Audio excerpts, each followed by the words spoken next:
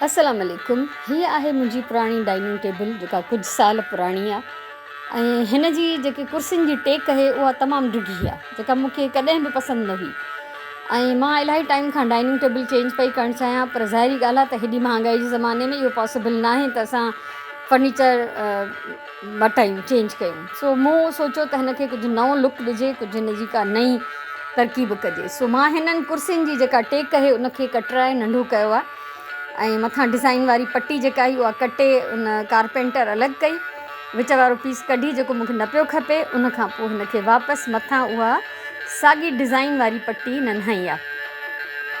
त असां जेकॾहिं नओं फर्नीचर न बि वठी सघूं त असां पुराणे फर्नीचर खे थोरो घणो मॉडिफाए कराए था सघूं, उन में चेंजिस कराए था सघूं।